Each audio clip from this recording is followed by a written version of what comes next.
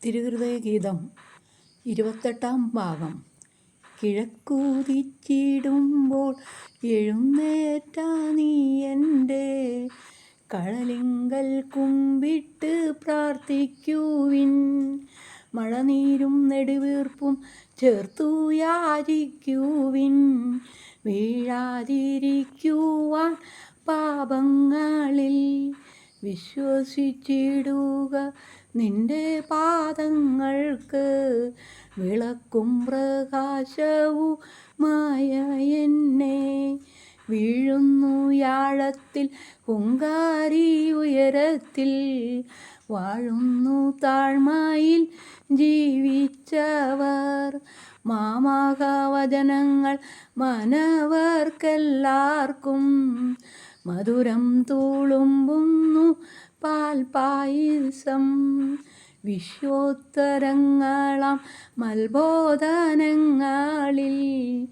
വിശ്വാസം വെച്ചവർ ഭാഗ്യവാന്മാർ. ഊനമില്ലാത്ത എൻ ദിവ്യോപദേശങ്ങൾ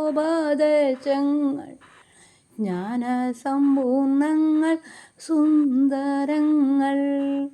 സത്യപ്രയാണം നടത്താൻ മനുഷ്യരെ നിത്യം തുണയ്ക്കുന്ന സഹയാത്രികർ. സ്വാർത്ഥത കൂടാതെ വ്യർത്ഥത തീണ്ടാതെ സ്വർഗോന്മുഖരായി സഞ്ചരിക്കാൻ മാമകവചനങ്ങൾ നിങ്ങളെ കാത്തിടും. മമ്മീതൻ കുഞ്ഞിനെ എന്ന പോലെ, കുഞ്ഞാടുകൾ പോലെ തുള്ളിക്കളിച്ചിടും.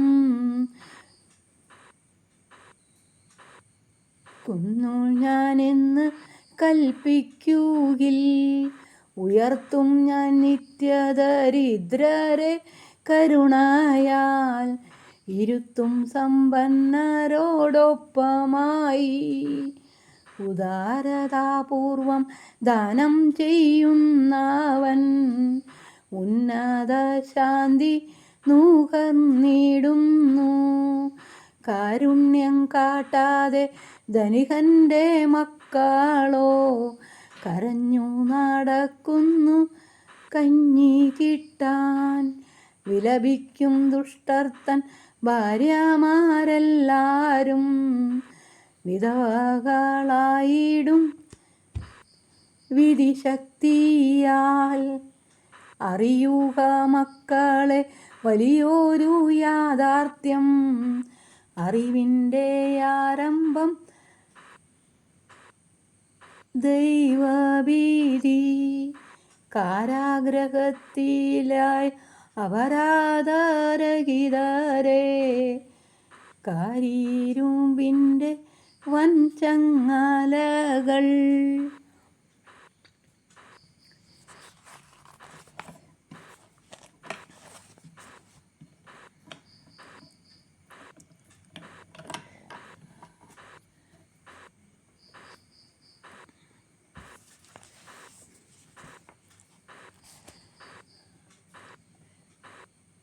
പൊട്ടിച്ചു പൂർണ്ണ സ്വതന്ത്രരാക്കിക്കൊണ്ട്,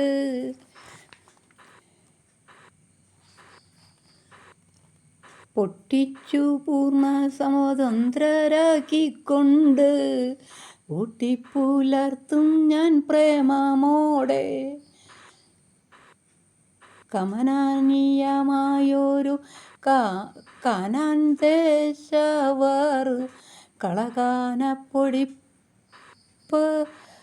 കളകാനപ്പൊടി പരിലസിക്കും. കഴുകൻ്റെ യൗവനം കാത്തുപോരുന്ന ഞാൻ കേഴുന്ന പാപിയെ കൈവിടില്ല. എന്നോട് യാചിച്ച യാതൊരു മർത്യനും ഭിന്നരായിത്തീരില്ല മന്നിടത്തിൽ. വിജനപ്രദേശത്തെ മൂങ്ങയും കുമാനും വേഴാമ്പൽ കിളികളും ചിറകടിച്ച് പാറിപ്പറക്കുന്നു സന്തോഷഭരിതരായി. പാരീതിൽ പാർക്കുന്നു തൃപ്തിയോടെ. സൃഷ്ടികർത്താവിൻ്റെ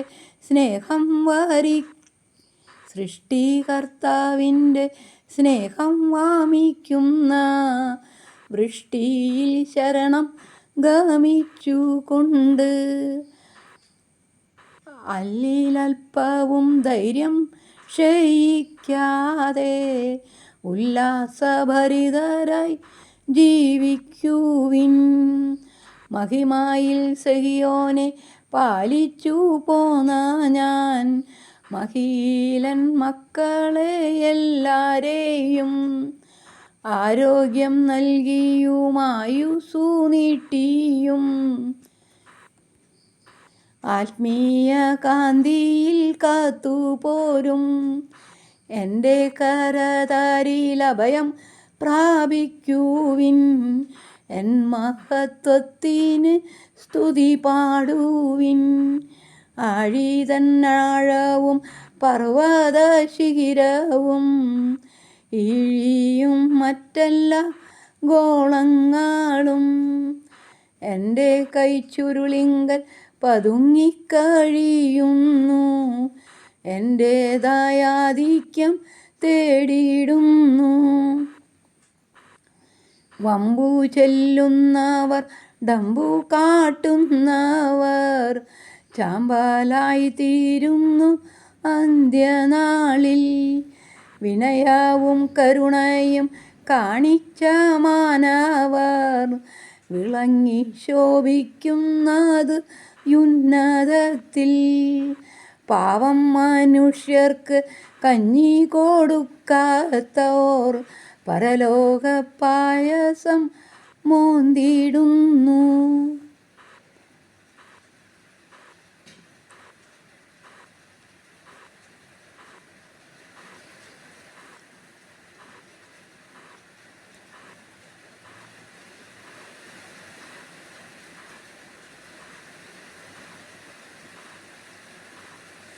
പാർക്കാനിടം കാണാതലയുന്ന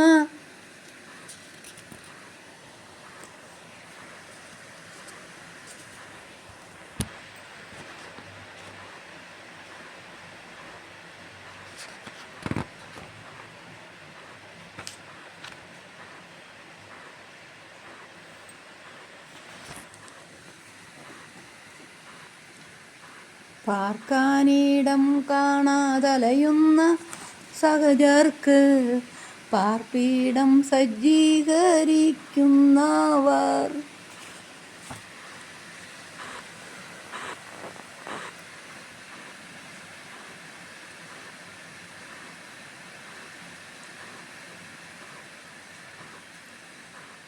അതിവേഗം നല്ല ചിന്ത. അതിവേഗം ഓടിക്കൊണ്ടിരിക്കുന്ന ആംബുലൻസിൻ്റെ ഡ്രൈവറെ നോക്കി അരികത്തിരുന്ന ആൾ ചോദിച്ചു, ഇത്ര വേഗത്തിൽ ഇത്രയധികം ആത്മവിശ്വാസത്തോടെ എങ്ങനെയാണ് വണ്ടി ഓടിക്കാൻ കഴിയുന്നത്?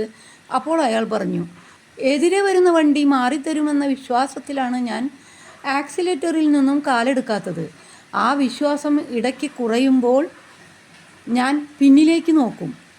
രോഗിക്കൊപ്പം ഇരിക്കുന്നവരുടെ മുഖം കാണുമ്പോൾ ഞാൻ എൻ്റെ ജീവനെ അങ്ങ് മറക്കും.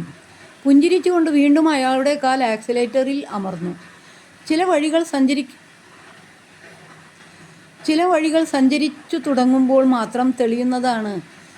അവ തനിയെ തെളിയുമെന്നോ തെളിയിച്ചെടുക്കാമെന്നോ ഉള്ള വിശ്വാസമാണ് ആ ഒരു തുടക്കത്തിന് കാരണം. പക്ഷേ എല്ലാ വഴികളും ഒരുപോലെ വിശാലമാകില്ല. ഇടുങ്ങിയവയും ഉണ്ടാകും, കുണ്ടും കുഴിയും നിറഞ്ഞവയും ഉണ്ടാകും. തിരക്കേറിയവ കാണും, സഞ്ചാരയോഗ്യമല്ലാത്തവയും ഉണ്ടാകും. വഴികളുടെ ഗുണമേന്മ ഉറപ്പുവരുത്തി മാത്രം സഞ്ചരിക്കാൻ കരുതുന്നവർക്ക് യാത്രയുടെ ആരംഭവും തുടർച്ചയും അത്ര എളുപ്പമാകില്ല. മുൻധാരണയിലൂടെ ആർക്കും വണ്ടിയോടിക്കാൻ സാധിക്കില്ല. ഇന്നലത്തെ വഴിയായിരിക്കില്ല ഇന്നത്തെ വഴി, ഇന്നത്തെ സാഹചര്യമായിരിക്കില്ല ഇന്നലെ ഇന്നലത്തെ സാഹചര്യമായിരിക്കില്ല ഇന്നത്തേത്. തത്സമയം തീരുമാനങ്ങളും പദ്ധതികളുമാണ് യാത്രയെ മനോഹരമാക്കുന്നത്. സ്വയം വിശ്വസിക്കുക, മറ്റുള്ളവരെയും വിശ്വാസത്തിലെടുക്കുക. പക്ഷേ എത്ര ദീർഘവീക്ഷണമുണ്ടെങ്കിലും എല്ലാം മുൻകൂട്ടി കാണാൻ ആകണമെന്നില്ല. ക്ഷണനേരം കൊണ്ട് പ്രതിരോധിക്കുക എന്നത് മാത്രമാണ് മാർഗം.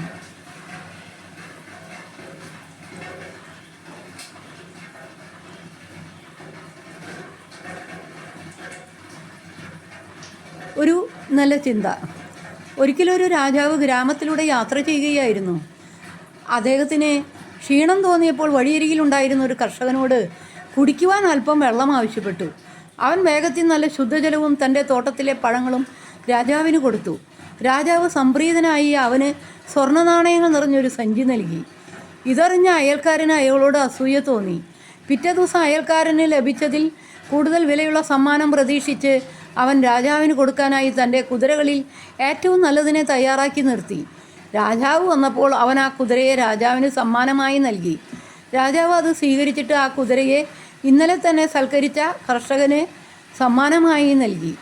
രാജാവ് പോകുവാൻ ആരംഭിച്ചപ്പോൾ അവൻ രാജാവിനോട് പറഞ്ഞു, എനിക്ക് സമ്മാനമൊന്നും തന്നില്ലല്ലോ. രാജാവ് പറഞ്ഞു, ആ കർഷകൻ എനിക്ക് നൽകിയ വെള്ളവും പഴങ്ങളും ഹൃദയപൂർവ്വം നൽകിയതായിരുന്നു. നീയാവട്ടെ നിൻ്റെ അത്യാഗ്രഹം കൊണ്ട് നൽകിയതാണ്. അവൻ എന്നെക്കുറിച്ചുള്ള കരുതൽ കൊണ്ട് നൽകിയതാണ്. നീ എന്നെക്കുറിച്ച് തന്നെയുള്ള കരുതൽ കൊണ്ട് നൽകിയത് നീ നിന്നെക്കുറിച്ച് തന്നെയുള്ള കരുതൽ കൊണ്ട് നൽകിയതാണ്. നീ നിന്നെ തന്നെ കരുതുന്നതിനെ ഞാൻ എന്ത് സമ്മാനം നൽകാനാണ്? അവൻ രാജസന്നിധിയിൽ നിന്ന് ഇളിമ്പിനായി മടങ്ങിപ്പോയി. അസൂയയും അത്യാഗ്രഹവും ആർക്കും ഗുണകരമല്ല.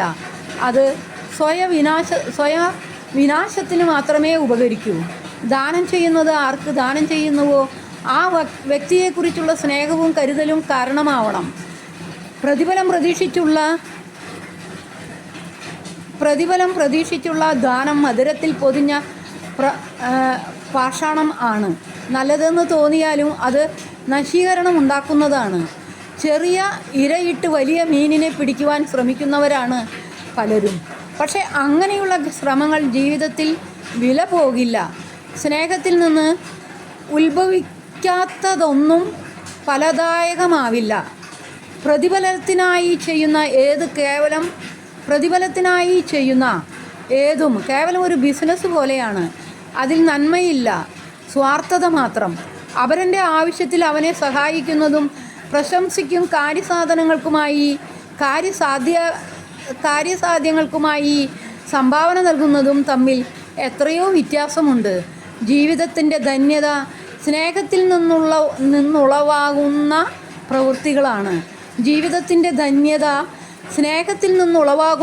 പ്രവൃത്തികളാണ്.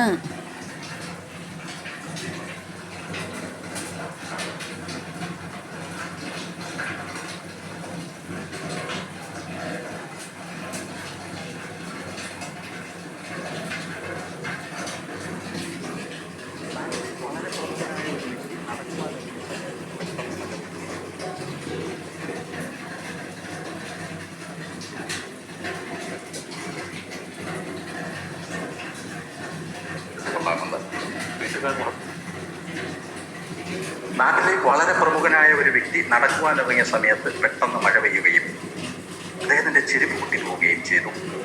അദ്ദേഹം ചെരുപ്പ് കയ്യിലെടുത്തുകൊണ്ട് തൊട്ടടുത്ത വീട്ടിൽ കയറിയിട്ട് പറഞ്ഞു, ഈ ചെരുപ്പ് ഇവിടെ സൂക്ഷിക്കുമോ, ഞാൻ പിന്നീട് വന്ന് എടുത്തുകൊള്ളാമെന്ന്. വീട്ടുകാർ വളരെ ആദരവോടുകൂടി അദ്ദേഹത്തെ സ്വീകരിക്കുകയും ചെരുപ്പ് വാങ്ങി അവിടെ സൂക്ഷിക്കുകയും ചെയ്തു. പിന്നീട് ഒരു 6 മാസം കഴിഞ്ഞപ്പോൾ ഈ പറയപ്പെടുന്ന വ്യക്തി മരണപ്പെട്ടു. അദ്ദേഹത്തിനെ അടക്കം ചെയ്യുന്നതിന് വേണ്ടി അദ്ദേഹത്തിൻ്റെ ശവവും തോളിലേറ്റിക്കൊണ്ട് കുറേ പേർ ആ വീടിന് മുന്നിലൂടെ നടന്നു വരുമ്പോൾ പെട്ടെന്ന് അവിടെ വെച്ച് തന്നെ സ്വാഭാവികമായിട്ട് മഴ പെയ്യുന്നു. മഴ പെയ്ത സമയത്ത് ഇതേ വീട്ടിൽ കയറിയിട്ട് ആൾക്കാർ ചോദിക്കുന്നു, ഈ ശവം കുറച്ച് നേരം ഇവിടെ ഒന്ന് വെക്കാം, മഴ തോർന്നതിന് ശേഷം ഞങ്ങൾ എടുത്തുകൊള്ളാമെന്ന്. ആ വീട്ടുകാരൻ പറഞ്ഞ മറുപടി, ഇത് ശവം സൂക്ഷിക്കുവാനുള്ള വീടല്ല എന്നാണ്. എത്ര ഉയർച്ചയിലായാലും മനുഷ്യൻ മരണപ്പെട്ടാൽ ഒരു ചെരുപ്പിൻ്റെ വില പോലുമില്ല എന്നുള്ളത് ഇതിൽ നിന്ന് നമുക്ക് വളരെ വ്യക്തമാണ്. നാട്ടിലെ വളരെ പ്രമുഖനായ ഒരു വ്യക്തി നടക്കുവാനിറങ്ങിയ സമയത്ത് പെട്ടെന്ന് മഴ പെയ്യുകയും അദ്ദേഹത്തിൻ്റെ ചെരുപ്പ്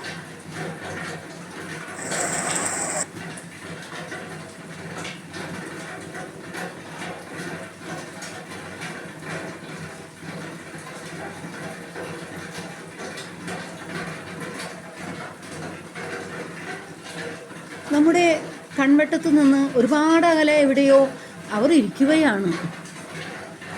മൊബൈൽ ഫോൺ ചെവിയോട് ചേർത്ത്, അല്ലെങ്കിൽ ആരോ കുറച്ച് ആളുകളുടെ നടുവിലിരുന്നുകൊണ്ട് അവൻ സംസാരിക്കുന്നത് നമ്മളെക്കുറിച്ചാണ്. അവൾക്കിപ്പോൾ വലിയ അഹങ്കാരമാണ്. അയാളുടെ മകൾ അത്ര പോരാ കേട്ടോ. ആ വണ്ടി എടുത്തതും വീട് വെച്ചതുമൊക്കെ കടമാണെന്നേ. ഇങ്ങനെ നമ്മളറിയാതെ നമ്മുടെ ജീവിത കഥകൾ അവിടെ രൂപപ്പെടുകയാണ്. കേട്ടറിഞ്ഞ ഒരു ചെറിയ വിവരത്തിലേക്ക് സ്വന്തം ഭാവനയിൽ നിന്ന് വിദേശത്തിൻ്റെ 100 കള്ളങ്ങൾ സ്വയം കൂട്ടിച്ചേർത്ത് അവർ പുതിയൊരു കഥയുണ്ടാക്കുന്നു. കനലിൽ വീഴുന്ന ഉണങ്ങിയ ഇലകൾ പോലെ ആ വാക്കുകളൊക്കെയും മറ്റുള്ളവരുടെ മനസ്സുകളിൽ നമ്മളെക്കുറിച്ച് അവിശ്വാസത്തിൻ്റെ പുകപടലങ്ങൾ നിറയ്ക്കുന്നു. ഈ പറഞ്ഞ അവർ ഒരിക്കലും നമ്മുടെ ശത്രുക്കളാവില്ല. അത് പലപ്പോഴും നമ്മുടെ ബന്ധുക്കൾ തന്നെയാവും. അതും അടുത്ത ബന്ധുക്കൾ. നേരിട്ട് കാണുമ്പോൾ ഒരു പുഞ്ചിരി പോലും തരാൻ മടിച്ച് മുഖം തിരിച്ച് നടക്കും അവർ. കൺവെട്ടത്ത് പെട്ടാൽ പരിചയമില്ലാത്ത ഭാവത്തിൽ ഒഴിഞ്ഞു മാറും അവർ. പക്ഷേ നമ്മുടെ ജീവിതത്തെ വിശകലനം ചെയ്യാൻ മുന്നിലുണ്ടാവും അവർ. നമ്മളെക്കുറിച്ചുള്ള എല്ലാ വിവരങ്ങളും പലരിൽ നിന്ന് ചോദിച്ചറിയും. അതിനുശേഷം കേട്ടറിഞ്ഞതിൽ നിന്ന് നല്ലതെല്ലാം ചവിറ്റുകൊട്ടയിലേക്ക് വലിച്ചെറിഞ്ഞു കളയുകയും മോശമായുള്ളതെല്ലാം പൊടിപ്പും തൊങ്ങലും ചേർത്ത് അവരുടെ ഭാവനയ്ക്കൊപ്പം വികസിപ്പിച്ചെടുത്ത് മറ്റുള്ളവരിലേക്ക് വിളമ്പും. അതിലേറ്റവും വലിയ കൗതുകം ഈ മനുഷ്യർക്ക് നമ്മളൊരു ദ്രോഹവും ചെയ്തിട്ടുണ്ടാവില്ല എന്നതാണ്. നമ്മുടെ വിജയങ്ങളിൽ ഉള്ളുകൊള്ളുന്നതും നമ്മുടെ വീഴ്ചകളെ ആഘോഷമാക്കുന്നതും അവരായിരിക്കും. ഒരു വേട്ടപ്പട്ടി മറ്റെല്ലാം മണവും വിട്ടുകളഞ്ഞ് ഇരയുടെ മണത്തിന് പിന്നാലെ ആർത്തിയോടെ പായുന്നത് പോലെ നമ്മുടെ വീഴ്ചകൾ മാത്രം ആർത്തിയോടെ തിരയുന്നവർ. തുമ്പപ്പൂവ് പോലെ നിഷ്കളങ്കമെന്ന് തോന്നുന്ന മുഖങ്ങൾക്ക് പിന്നിൽ നമ്മുടെ പേര് കറുപ്പിക്കാനുള്ള കരിമഷി കരുതി വെച്ചവർ. വാളേറ്റ് മുറിവ് ഉണങ്ങിയാലും വാക്കേറ്റ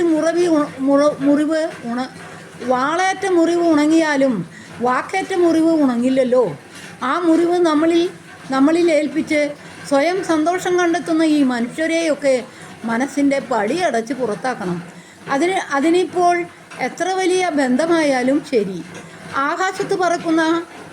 ആകാശത്ത് പറക്കുന്ന കഴുകന്മാരൊക്കെയും ഇന്ന് താഴെയുള്ള ചീഞ്ഞളിഞ്ഞ ശവങ്ങൾ തിരയട്ടെ. ആ സമയം നമുക്ക് ആകാശത്തേക്ക് നോക്കി അവിടേക്ക് പറന്നുയരാം. നമ്മുടെ ജീവിതത്തിലേക്ക് നോക്കി സ്വയം ഉരുകിത്തീരുന്നവർ ഉരുകിത്തീരട്ടെ. നമ്മുടെ ജീവിതം അതിൻ്റെ വഴിയെ മുന്നോട്ട് പോകട്ടെ. കടപ്പാട്, ജയേഷ് മൈനാഗപ്പള്ളി.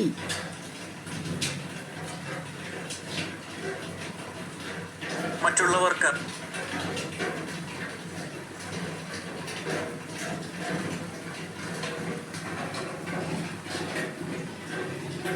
എല്ലാവർക്കും നല്ലൊരു ദിവസം ആശംസിച്ചുകൊണ്ട് പ്രാർത്ഥനയോടെ